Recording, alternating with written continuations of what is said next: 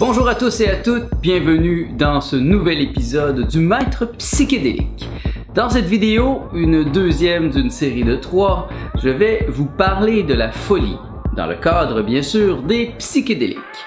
Donc le titre de cette vidéo est « Je ne suis pas fou ». Puisque ça vous intéresse, demeurez à l'écoute.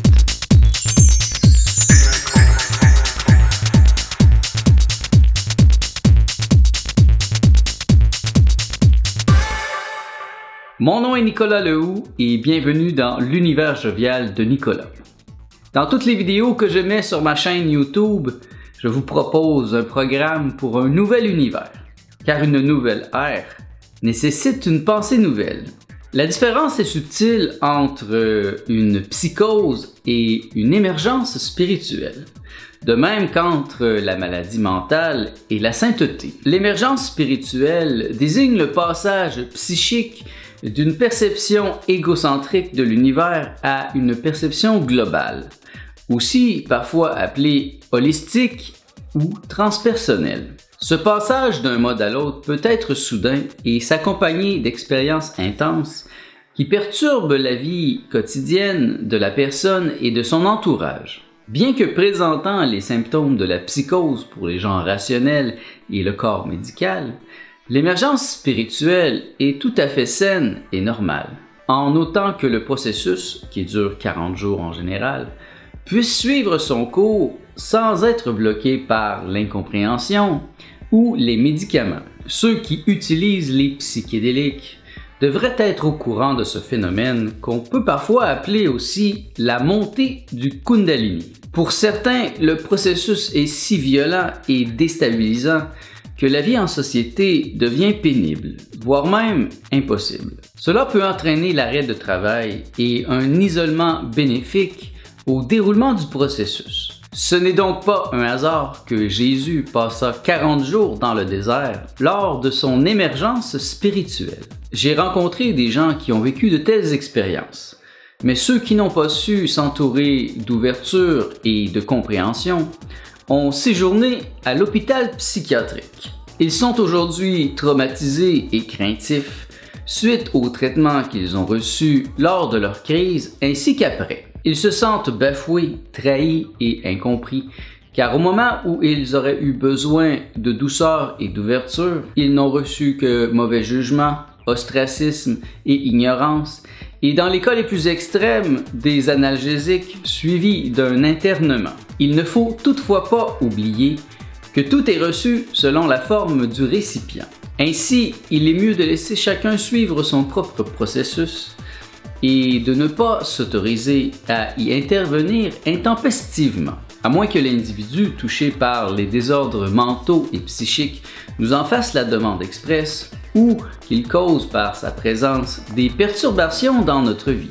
La seule différence entre moi et un fou, c'est que je ne suis pas fou, disait Salvador Dali. Ce n'est pas tout de prendre la navette spatiale et d'être projeté dans notre cosmos intérieur. Encore faut-il revenir sur Terre sain d'esprit. Pour ceux qui ne se préoccupent pas de l'atterrissage, le retour peut être pénible. Certains croient que seule l'expérience en tant que telle suffit, mais ils ne comprennent pas son sens profond et ils deviennent de plus en plus détachés. La liberté et la grande vélocité psychique que procurent les psychédéliques sont si enivrantes qu'il est facile de se sentir emprisonné par les contraintes du monde physique et les règles qui régissent la société lorsque l'on réintègre notre vie quotidienne. La satisfaction et l'union mystique peuvent dès lors laisser la place chez certains à la séparation et à l'inconfort.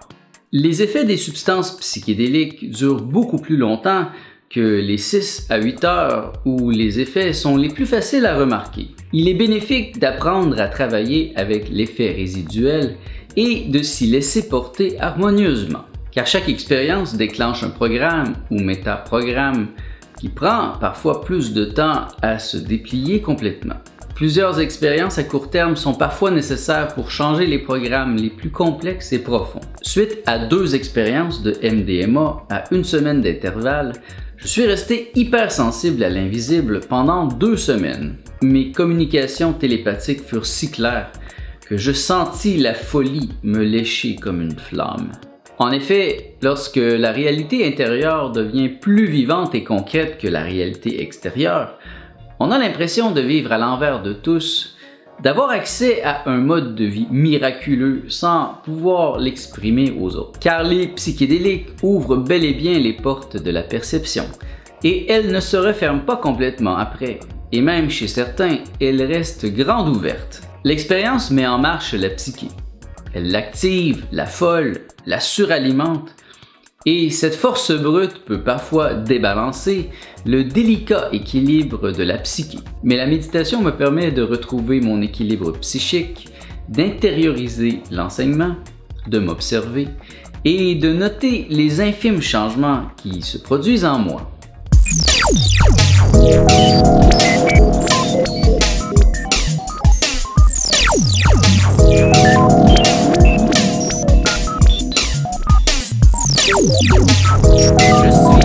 Je suis le maître psychédélique. Je ne passerai pas inaperçu encore bien longtemps.